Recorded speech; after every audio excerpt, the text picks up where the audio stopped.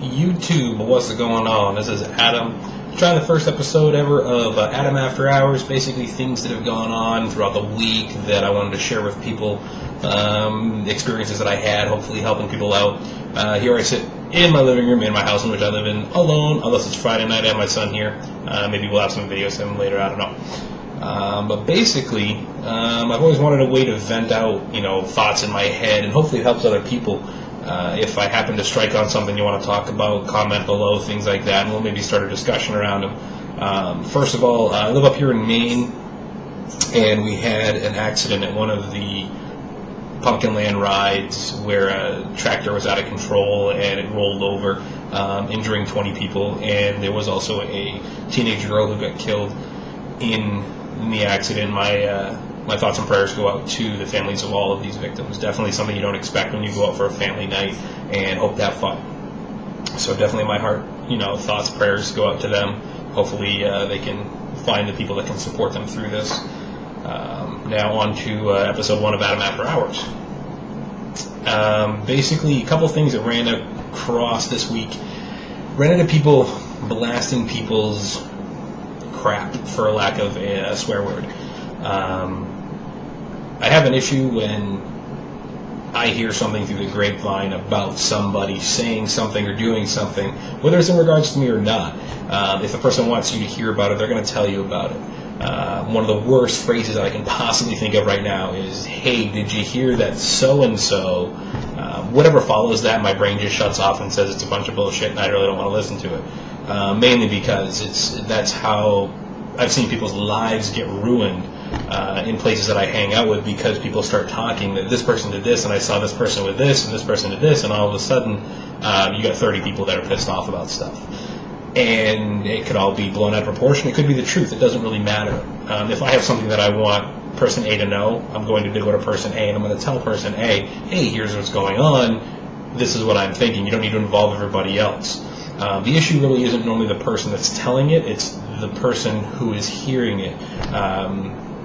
When you're 6 years old, you tattle on people. When you're 25, 30, 35, 40, and up from there, you understand that if somebody tells you something, it's in confidence that they can tell you, they can let out their feelings and not worry about who else is going to hear it.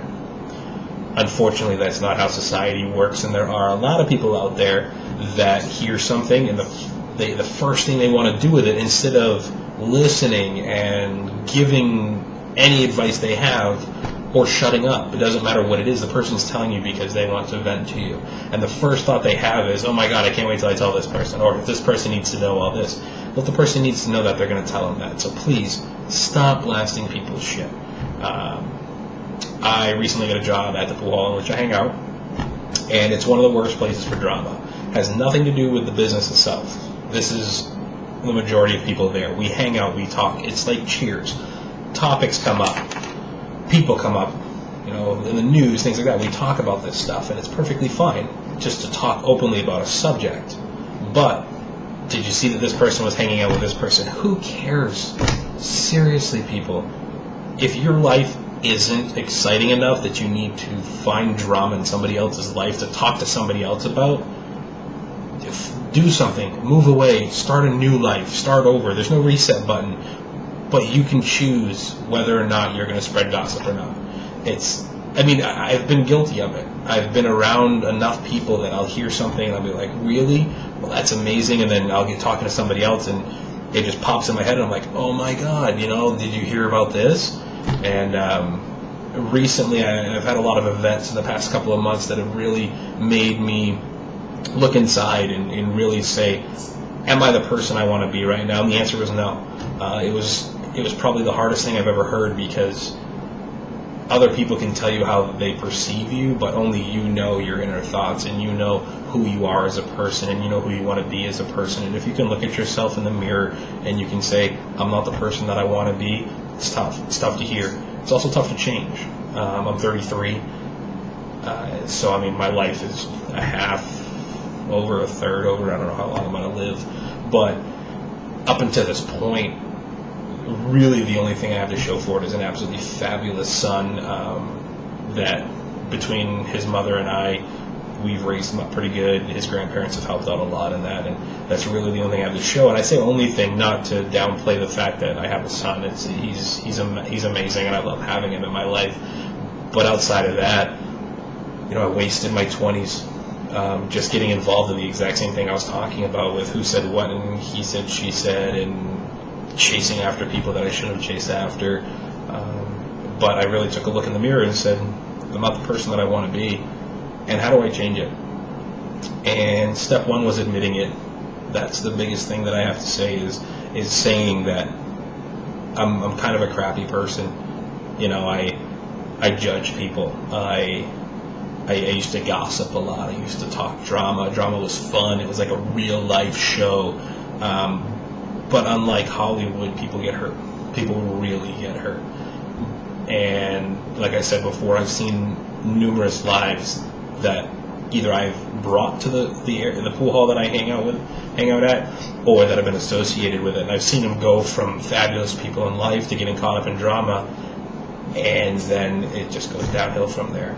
And hoping to prevent a lot of that by putting this out there. The other step I made that I want to keep doing is this right here, is putting it out there for millions of people to see. And it's a big step. I mean, I'm a social person. I talk a lot, but it's a big step to really put what's inside and what I think out there, because it's going to be out there for judgment. I mean, I say millions of people. It's available to millions of people. I don't really think anybody's, I'm going to have that many people watching, but it's okay. But putting it out there that I wasn't the person that I wanted to be, and it's time to change. Take life a little more serious. I mean, I'm not going to be a hard ass, but I'm still going to be the comedy antic person that I am. But it's time to make a change. So hopefully through this, you guys can see a change, and you guys can help me as well. I do hope you subscribe to it and just see the stuff that's coming out. I'm also a gamer. I put some of my gaming videos up here. I'm also a singer. I play my guitar, which is right there. I do play that and I record myself, so if you guys like it, find it on my YouTube page. It's perfect. It's out there. Give me honest reviews. I know I'm not a fantastic singer, but I think I got a decent enough voice to, entertain people. 2 more topics today, kind of going on the changes in my life and the big changes I want is I'm a very close-knit person. My friends are very close, and within there I have another group of people that are even closer, and that's a very small group. Trusting people is a huge thing with me. And love is the other thing, is that I love to be in love. There's something about me putting my time into other people. It may have been because I didn't want to face who I was, but now that I know who I am and who I want to be, maybe once I get focusing on that loved one will come along, and somebody that I can care about, somebody that I can intertwine lives with. It's a big thing for me. I was brought up by my mom, and there's always a lot of love in the house. So I think that's where it comes. I miss being close to people. And I just miss having that person there. But being lonely is no reason to go out and find somebody. It's not how it goes. I used to do that. And you find relationships are founded on untruths, and they are founded not necessarily on lies, but on dreams of what you wish it could be. You shouldn't force love. Love should be something that just comes from wherever it is. It's everybody says it comes when you least expect it, and I've been kind of hoping for it, but I don't expect it, and I get disappointed because of it. So I'm just going to be me. I'm going to do what I do. Right now I work a lot. I play a lot of pool. I see my son. Don't have a lot of time for anything else, but if it comes along, I'll welcome it. And the biggest thing is just keep yourselves busy. If you're that person out there that's like me, that really likes to have that person next to you, or likes to come home to somebody, don't force it. I've done that before, and it leads to heartbreak, leads to confusion, and leads to just your heart being shattered multiple times, over and over again. So basically, you need that person to piece it back together. And I hate to say it, I just realized this recently, but there isn't anybody out there that's going to put your heart back together. The person that's going to do that is going to be you. So no matter how many pieces it's in, it's a big-ass puzzle. Sit down and start with the edges, like I think most of us do with a puzzle, and then work your way into a completed puzzle. And when your heart becomes whole again, it'll then be available for somebody else. So if you've had your heart broken, shattered, crushed, stomped, don't wait for somebody else to pick it up and put it back together. Look inside yourself and try. It's not easy. It's never going to be easy, but it's up to you guys to do that. And it's up to me to do that. So that's where I am right now. The last thing, just want to give you guys a kind of idea of where a lot of my thoughts are going to be coming from. I'm not anti-America. By no means. I love this country as a whole, I will say.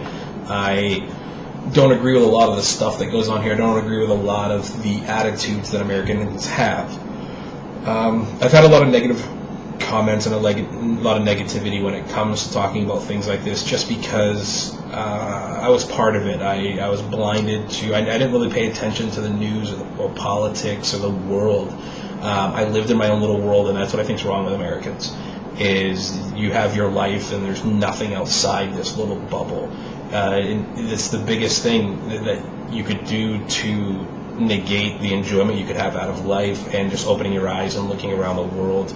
There are so many millions of people with so much less material things and so much less to their lives, but they're millions of times happier than we are. And I think that's where everything is kind of going for me, is that it's time to start looking outside myself and stop being selfish about everything and what I want, and start really looking at how I can affect the world differently. And I don't say that as me becoming a world leader. That's never going to happen. But the internet's a powerful thing now. It's huge. It's everywhere. There's a lot of positives and a lot of negatives coming from it. I actually hate seeing the population of America stuck to their cell phones. I'm one of them. There's so much stuff to do on your cell phone, but you forget the world around you, and you forget that there's actual human contact. There's a reason for it. There's a chemistry. Excuse me. There's a chemistry that is natural when two humans are near each other. When you hang out and you're in the vicinity of people, it's a friend chemistry. It's a romance chemistry. That all happens when you're near somebody. When you're texting with people, it's words on a page. I think everybody can say they've sent a text meaning it one way and it's been conceived or construed way out of where it's supposed to be, and then it starts a fight. If you're in person, that doesn't happen, because immediately you can see actions, you can see emotions, you can feel emotions. So getting back to that part of what I was talking about, I'm going to put down a challenge to anybody that watches this, and I'm going to do the challenge myself. I'd say in a week. It's Monday night right now. In a week, so by the end of next weekend, I'm going to try to do this. I'm going to compliment 5 complete strangers, and no idea who they are, gas stations, Walmart, grocery store, wherever it is. I'm going to compliment 5 people without expecting anything back, just a simple compliment to change that person's name. 5 strangers and 5 people that you know. Ask them something about their lives that you don't know, and show general interest. Don't just do it, hey, this is a challenge, and challenge accepted, and all this crap. Nah, if you guys want to do this, I'm going to do this. So 5 strangers, 5 people you know, 5 compliments to the strangers, 5 questions that you don't know about somebody, to show general interest that you care about somebody, and that you want to change things. So this is the end of episode 1, Adam After Hours. I'll have an intro later. That'll be cool. But until then, YouTube, surprise yourselves.